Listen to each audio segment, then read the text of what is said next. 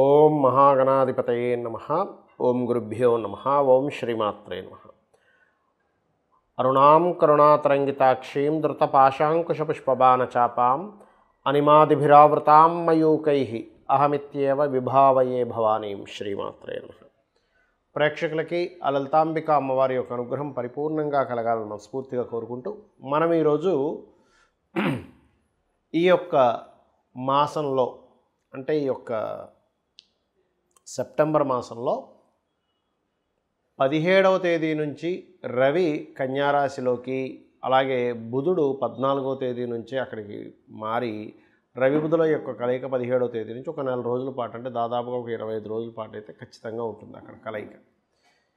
ఈ కలయిక మూలంగా ఎటువంటి ఫలితాలు వస్తాయి? 3వ తేదీకి సంథింగ్ బుధుడు మారిపోతున్నాడు. నెక్స్ట్ మంత్ 17వ వరకు కూడా 16వ తేదీ వరకు కూడా రవి అక్కడే ఉంటాడు కన్యారాశిలో. వీటి మూలంగా కలిగేటువంటి ఫలితములు ఏమిటి? ఈ బుధాదిత్య యోగం గోచారంలో కలిగినప్పుడు గోచార బలం ఏ ఏ లగ్నాల వారికి ఏ రకంగా కలుగుతుంది? మరియు చాలామంది అనుకుంటుంటారు, ఏమండి మాకు పలానా యోగం ఉంది, గజకేసరి యోగం ఉంది, బుధాదిత్య యోగం ఉంది, లేనట్లయితే హంస యోగం ఉంది, పంచమహాపురుష యోగాలు, అద్భుతమైన యోగాలు ఉన్నాయన్నారు. అసలు ఇవి ఎందుకు ఎప్పుడు పనిచేస్తాయి? ఇవి ఉన్నా కూడా ఫ్రూట్ఫుల్ అవ్వకపోవడానికి కారణం ఏంటి? ఫ్రూట్ఫుల్ అవ్వాలంటే ఏం చేసుకోవాలనేటువంటి అంశాలు కూడా నేను చెప్తాను. వీడియో పూర్తిగా వినండి. అయితే ఈ విషయాలు చెప్తుంది నేనైనప్పటికీ కూడా చెప్పిస్తుంది సాక్షాత్ లలిత అమ్మవారిగా భావిస్తూ ఒక్కొక్క లగ్నం గురించి, లగ్నం తెలియని వారి రాశి నుంచి తెలుసుకుందాం. మేషం వారికి ఈ బుధుడు రవి కలిసి 17వ తేదీ నుంచి 6వ స్థానంలో ఉన్నందుకు మీకు కలిగేటువంటి ఫలితాలు ప్రధానంగా ఇక్కడ 6వ స్థానం అనేటువంటిది ఈ మేషం వారికి అది పూర్వజన్మ కర్మస్థానం. పూర్వజన్మ కర్మస్థానంలో ఎప్పుడైతే ఆ యొక్క గ్రహాలు ఉన్నాయో అది 6వ స్థానం. ఒక రకంగా చెప్పాలంటే మనం చేసేటువంటి పనికి ధనం వచ్చేటువంటి స్థానం కాబట్టి ధనయోగాన్ని ఇచ్చి తీరుతుంది అది బుధాదిత్య యోగం ఏదైతే ఉందో.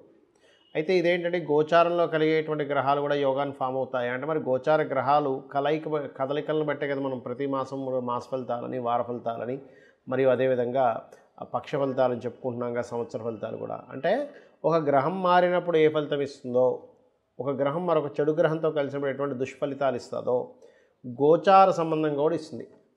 అలాగే మరొక విషయం ఏంటంటే ఎప్పటి నుంచో గవర్నమెంట్ జాబ్స్ కోసం ప్రయత్నం చేసేటువంటి వారికి, మేషం వారికి ఇది ఒక అద్భుతమైనటువంటి యోగము. అలాగే మరొక విషయం ఏంటంటే హయ్యర్ ఎడ్యుకేషన్ ప్రయత్నాలు ఉంటాయి. అంటే ఎప్పటి నుంచో ఒక బ్యాక్లాగ్ మిగిలిపోయిందండి, అది రావట్లేదు, ఖచ్చితంగా వచ్చి తీరుతుంది. తండ్రి గారి నుంచి, బ్యాంక్స్ నుంచి, గురువుల నుంచి చక్కటి అనుగ్రహం కలగడం, ఇటువంటివన్నీ కూడా ఇస్తుందండి ఈ యొక్క కాంబినేషన్. కాకపోతే ఇక్కడ కాస్త మీ యొక్క లగ్నం నుంచి సప్తమంలో కుజుడున్నందుకు ఇది కొంచెం వివాహ సంబంధించిన విషయంలో కొంత, ఎందుకంటే 6లో అధిక గ్రహాలు ఉంటే 7లో కుజుడు ఉంటున్నాడు. మీరు అనుకున్నట్టుగా వివాహ సంబంధించిన విషయంలో ముందుకు కదలడం ఖాయం. కానీ ఇక్కడ 6లో కూడా ఉన్నందుకు గ్రహాలు రెండు, ఈ రవి బుధులు కొంచెం వివాహ సంబంధించిన విషయంలో కొన్ని మిస్కమ్యూనికేషన్స్ వల్ల వెనక్కి తగ్గడం, మారడం లాంటివి కూడా జరుగుతుంటాయి. ఇది ప్రధానంగా గుర్తుపెట్టుకోవాలి. అదేవిధంగా దూర ప్రాంతాలకు వెళ్ళడానికి, లాంగ్ జర్నీస్ చేయడానికి, కొన్ని పుణ్యక్షేత్ర దర్శనాలు చేసుకోవడానికి చాలా అనుకూలంగా ఉంది చెప్పాలంటే ఇప్పుడున్నటువంటి ఈ కాంబినేషన్. అదేవిధంగా బుధాదిత్య యోగం పంచమాధిపతి 6లో ఉన్నందుకు, ఇక్కడ పంచమాత్ర 2వ స్థానంతో ఉన్నందుకు మీ యొక్క సంతానానికి ఎప్పటి నుంచో చూడండి ఎడ్యుకేషన్ కంప్లీట్ అయింది, కానీ అక్కడ వారికి ఉద్యోగ సంబంధించిన విషయంలో సరైనటువంటి ఇంకా ఇంప్రూవ్మెంట్స్ రాలేదని ఎవరైతే తల్లిదండ్రులు బాధపడుతుంటారో వారు మేషలగ్నం కానీ మేషరాశి కానీ అయినట్లయితే వాళ్ళ యొక్క సంతానానికి ఇదొక మంచి కాంబినేషన్. అయితే దానికి తర్వాత రాసుల్లో కుజుడు ఉన్నాడు కాబట్టి, వెనక రాసుల్లో కేతు ఉన్నాడు కాబట్టి ఇది పరిపూర్ణంగా మీకు ఫలితం రావాలంటే కుజకేతు గ్రహాల దగ్గర దీపారాధన చేయండి, మీరు ఖచ్చితంగా బాగుంటుంది. చూడండి, మనకి ఎలాగైతే ఇప్పుడు మనం ఎండింగ్లో ఒక మాట చెప్పాను నేను మీకు, ఈ బుధుడు రవి బుధాదిత్య యోగం మీకు బాగా పరిపూర్ణంగా మీ యొక్క ఆ యొక్క ఫలితాలు మీకు రావాలి అంటే కుజ కేతు గ్రహాల దగ్గర దీపారాధన చేయండి. స్ట్రక్కింగ్ యోగాలో ఉంది కాబట్టి అప్పుడు ఇంకా బాగా ఫలితాలు వస్తాయని చెప్పాను. అలాగే ప్రతి ఒక్కరికి కూడా వాళ్ళ యొక్క జన్మజాతకంలో ఏ జ్యోతిష్కుడి దగ్గరికి వెళ్ళినా అబ్బా మీకు ఫలానా యోగం ఉంది, బుధాదిత్య యోగం ఉంది, గజకేశ్రీ యోగం ఉందండి, పంచమహాపురుష యోగాల్లో ఉన్నాయి, 4 గ్రహాలు ఉచ్చస్థానంలో ఉన్నాయి, 3 గ్రహాలు అద్భుతంగా నీచంలో ఉంటే ఇంకా మంచి పట్టుదల ఎక్కువ ఉంటుంది, ఇవన్నీ చెప్తూ ఉంటారు. మనం కూడా చాలా ఆనందపడిపోతుంటాం. కానీ కాలం గడుస్తున్నా కొద్దీ మనకేమీ ఆ ఫలితాలు కనబడవు. దేనికి కారణం ఏమిటి అంటే జ్యోతిష్ శాస్త్రంలో చెప్పిన అంశాలు నేను మీకు చెప్తున్నా, ఇప్పుడు షేర్ చేసుకుంటున్నాను. పాయింట్ నెంబర్ 1, మీకు ఏదైతే యోగం ఉందో ఆ యోగానికి సంబంధించిన విషయంలో మీరు ప్రయత్నం చేయట్లేదు. అంటే ఎలాగా? గురుకర్మ యోగం ఉందనుకోండి మీ జన్మజాతకంలో, అంటే టీచింగ్ రిలేటెడ్ దాంట్లో ప్రయత్నం చేయకుండా హోటల్ పెట్టుకోవడము, లేకపోతే ఇంకోటి ఏదో చేయడమో చేస్తుంటారు. కొంతమందికి లా యోగం ఉంటుంది, అంటే లాయర్ల పరంగా కొంతమంది చూడండి, జట్మలాని ఇలాంటి వాళ్ళందరూ కూడా కొన్ని లక్షల కోట్లు తీసుకుని ఉంటారు లా ఫీల్డ్లో. అంటే ఆయనకి దాంట్లో ఉంది, ఆయన హోటల్ పెట్టుంటే నష్టపోయేవాడు. అలా ఏంటంటే మీకు అసలు ఆ యోగం ఏ ప్రొఫెషన్గా ధనయోగం ఇస్తుంది, లేకపోతే ఎందులోకి వెళ్తే మీకు గుర్తింపునిస్తుంది. ఇక్కడ ఏమిటంటే ఒకటి మనకి ధనము, గుర్తింపు, మోక్షము, ధర్మార్థ కామ్య మోక్షాల్లో ఏమిస్తుంది అసలు మీకు? అది అర్థమిస్తుందా? ధర్మంగా బ్రతుకుతున్నాడని ఒక పేరు ఇస్తుందా? కామ్యం మీ కోరిక నెరవేరేలా చేస్తుందా? మోక్షాన్ని ఇస్తుందా? మోక్షం ఇవ్వడం కూడా చాలా గొప్పది అన్నిటికంటే కూడా. కాబట్టి ఇక్కడ మనం ఏంటంటే ఒక యోగం ఉంది, ఉన్నప్పుడు అది ఎలా ఉందో తెలుసుకోగలగాలి. అది అసలు మన జీవితంలో వస్తుందా లేదా. బుధాదిత్య యోగం ఉందండి, కానీ ఆయనకి మహాదశ, బుధ మహద్దశ కానీ రవి మహద్దశ కానీ 90 ఏళ్ళ దాకా లేదనుకోండి, అప్పుడు పరిస్థితి ఏమిటి? ఏమైనా అంతర్దశలు వస్తాయి కదా. అసలు మహాదశ కనుక మీకు చిన్నప్పుడు అయిపోయినా ఎప్పుడో 80-90 ఏళ్ళకి వచ్చినా అది మీకు వేస్ట్.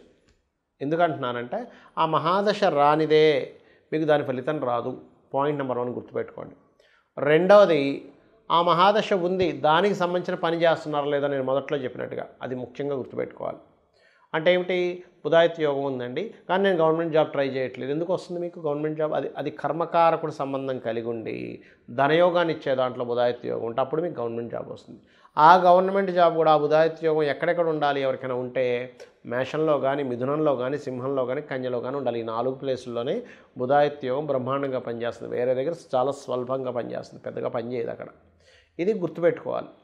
అలాగే మరొక విషయం ఏంటంటే ఇక్కడ ఆ యొక్క యోగము పాపకర్తెరలో ఉందా, శుభకర్తెరలో ఉందా? ఇప్పుడు చూడండి, మనకి గోచారంలో ఇప్పుడు మనం చెప్పుకున్నాం ఏమండి, రవి బుధులు చక్కగా కన్యారాశిలో ఉన్నారు, కానీ అటు ఇటు కుజుడు కేతు ఉన్నాడు అన్నాం.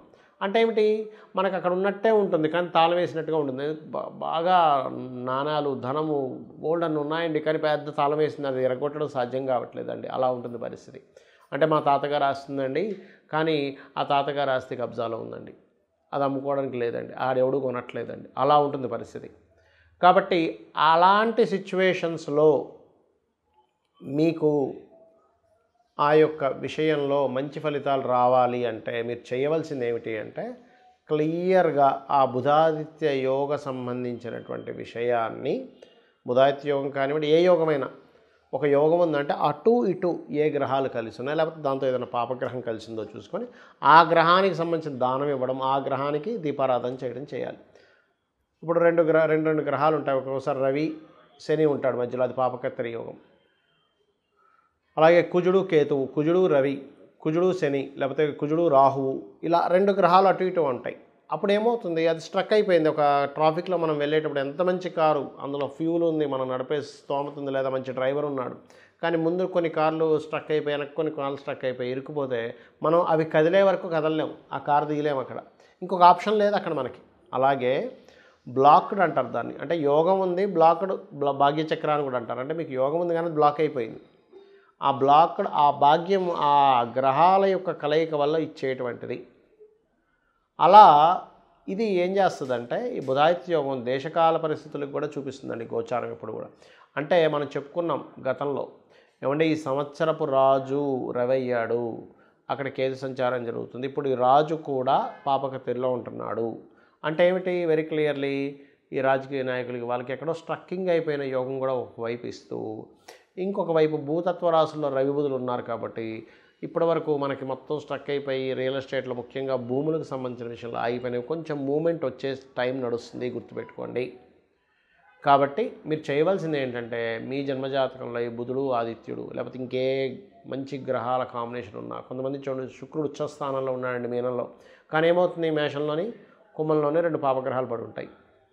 లేదండి శని ఉచ్చస్థితిలో ఉన్నాడు తులలో, కానీ ఏమవుతుంది కన్యలోని వృశ్చికంలో 2 పాపగ్రహాలు ఉంటాయి.